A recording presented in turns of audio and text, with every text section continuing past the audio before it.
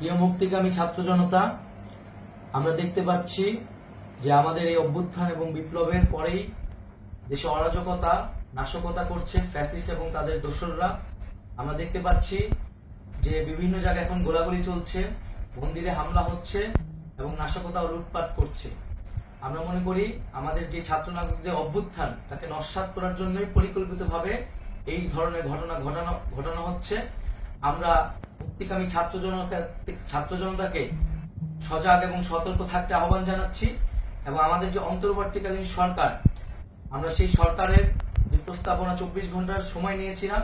জরুরি পরিস্থিতি মোতাবেক আমরা এখনই তার একটি রূপরেখা ঘোষণা করছি।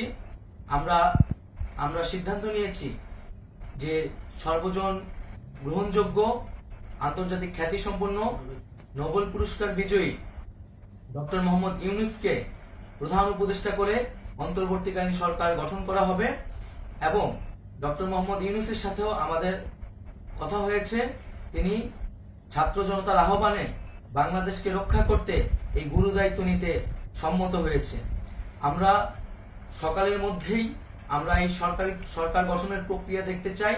রাষ্ট্রপতির কাছে আহ্বান থাকবে যে দ্রুত সময়ের মধ্যে ডক্টর মোহাম্মদ ইউনূসকে প্রধান উপদেষ্টা করে অন্তর্বর্তীকালীন সরকার গঠন করা হোক এবং এই অন্তর্বর্তীকালীন সরকারের বাকি সদস্যদের নামও আমরা সকালের মধ্যে ঘোষণা করব।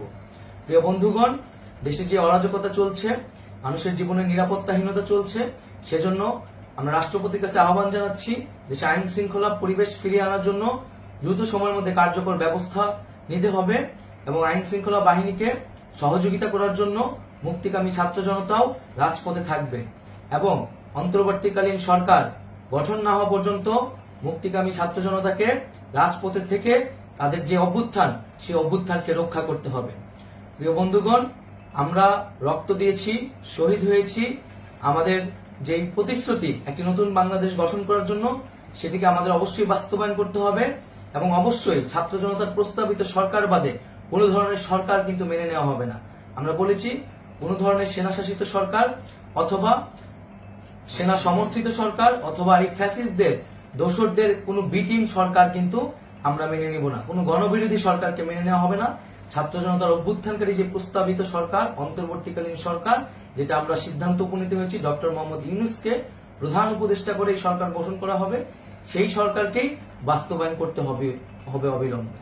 আগামীকাল সকাল থেকে সকলকে আহ্বান জানাচ্ছি রাজপথে থাকার জন্য এবং আমাদের যে সাম্প্রদায়িক সম্প্রীতি এবং রাষ্ট্রীয় সম্পদ রক্ষা কমিটির ঘোষণা হয়েছে বৈষম্যবিরোধী ছাত্র আন্দোলনের নেতৃত্বে সকল পাড়ায় পাড়ায় এলাকায় এলাকায় সেই কমিটি পাহারায় থাকবে। আমাদের সংখ্যালঘু কমিউনিটিকে আমাদের রক্ষা করতে হবে, রাষ্ট্রীয় সম্পদ এবং এই দেশকে রক্ষা করতে হবে আমাদের।